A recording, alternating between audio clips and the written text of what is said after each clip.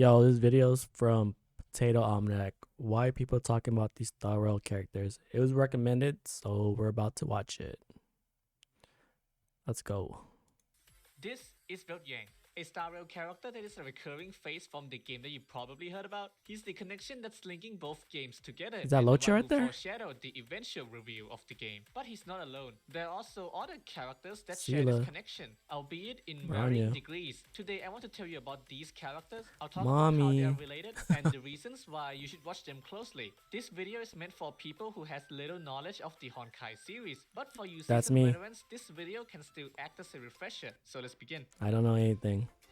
World belongs to a group of characters that has appeared in previous Honkai games. This includes What but not the? limited to Gangosi and Honkai Impact Third. Though I'll mainly focus on the latter because that's the game I play. Anyways, Honkai as a series is built on the concept of multiple parallel universes. World Yang happens to be of the same iteration seen in Honkai Impact, while most others only have independent counterparts in From the Star Rail. comments And before, while Honkai players won't ever stop bringing up people how are a saying particular it's the same character well. has similar traits to their counterpart, like this video. We care because it can be used to anticipate certain events that the character may go through, and it often do be like that. In Honkai, World is what you call a Hersher. They're supposed to be powerful beings like Star Rail Eons, though World has since given up most of this power, and in retirement, he uses a walking stick with a black hole creation device made from a Hersher's corpse to help him fight.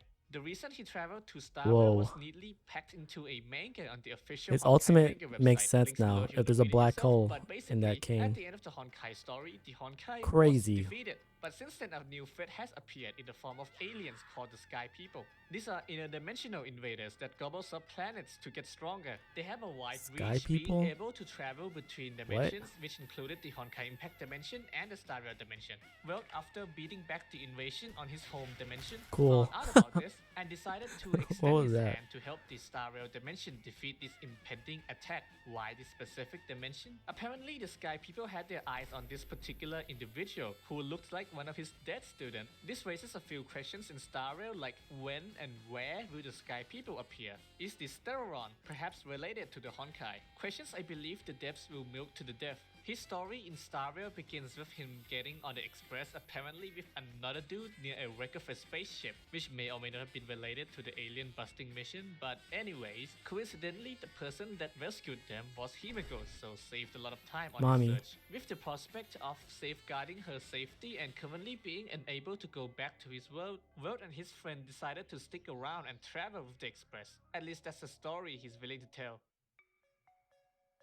As for the other guy with him, who we can see in this splash art, that's Void Archives, a sentient weapon made from a Hersher's corpse, which is why he has a weird name. In Honkai, he's either a grey antagonist or a sudden ally. He initially collaborated with the Sky People when they invaded, but then later turned around and stabbed them in the back. That's not Locha? He drags World along to join his alien busting adventure. This happened in the Honkai open world storyline, which isn't finished yet, so his real motivation is anyone's guess, really. His reputation as seen in Star Rail is Mask a on. Chinese knockoff product. He is described to be a pretentious up to no good asshole by many people. I added that last part in, but he apparently left the Express sometime before the Trailblazer came into existence, so he's out there somewhere with a high chance of becoming a playable character down the line. He looks like the Honkai mega antagonist, which we'll get to in a bit, but that's due to the fact that he stole one of his backup body and just rolls with it. Anyways, before I move on to the next character, I also want you to take a look at World's splash art, which is one big nod to Honkai players. We already talked about Void Archives, so let's look at the rest. Down here is Joyce, the person who Yang named himself after to honor his sacrifice, as his former name is actually this name I can't pronounce. Interesting. What? Himeko, along with the next few characters I'll be mentioning, belong to a group that doesn't seem that important right now, especially compared to the ones we already talked about, but perhaps have some chance of taking the spotlight later down the line. For Himeko, we know that she was the one who fixed up the Express when it was broken many years ago, and today she acts as the navigator for the Express, which is the extent of her significance right now. Currently, she has been sitting on the side and letting the rest of the crew do all the work, while sometimes providing air support with her orbital cannon whenever needed, which kinda make a lot of sense actually, considering she probably gonna need half of her time to disassemble and reassemble that thing every time she travels anyway. Jokes aside, Her backstory in Star Rail can be summed up as if Honkai Himiko never became a Valkyrie. In both games, Himiko had a Bro, hard-on for astrology and space stuff. Valkyrie But unlike in Himiko, Star Rail, her outfit looks Himiko in pretty dope. Honkai took the path of fighting Honkai by becoming a Valkyrie, which Wirt was kinda responsible for, which also technically led to her death, which can make you understand How did why she Wirt die though? sometimes acted quite protective over her, considering that her track record has been her eventually dying at some point. We cannot talk about Honkai without mentioning one of their core pairs. In Star Rail, Bronya and Seele follow the same story beats as their previous Homies. appearances, both being raised in an orphanage but pulled apart by some kind of event. In previous game, it was a dangerous experiment that made Seele turn quantum and disappear into the sea of butterflies. This set Bronya on a quest to rescue one, her, dude. which she eventually did. In Star Rail, the roles are seemingly reversed, with Seele being the one rescuing. Traditionally, Seele, whatever, would be the one you call the power. I just call her if you Seele. consider I'm not the even red sure if that's one, correct. Who is her other personality, who also probably gonna top Bronya, who is also much closer to Seele in Star Rail, just without the split personality. Usually, Kokode will be the one constant that plays an important part in their relationship, whether it be taking care of one or either of them, or by being the obstacle that needs to be overcome to a degree. That fight early in Star Rail with Kokoya was so good, especially the music in the back. It was like super epic. During the time he took his dead lover's corpse and traveled to China, he used to lug this coffin with her corpse around in the hopes of finding anyone that could help him. Something he eventually succeeded much later. We know that the Xianzhou Alliance hates this immortality thing given by the abundance, and then we have this dude who potentially uses a taboo abundance healing magic, which is a big no-no for the Xianzhou people. Why is that? He's described in official media to be really suspicious and hiding something. And when we consider that the coffin he lugs around contains a stranger he met once, which he happens to have taken a job to deliver to the Xianzhou, according to him. Sus. And with some speculation what the Xianzhou story isn't finished yet, if previous trends are supposed to be followed, whatever Lucia is trying to pull is probably not good. Su Shang.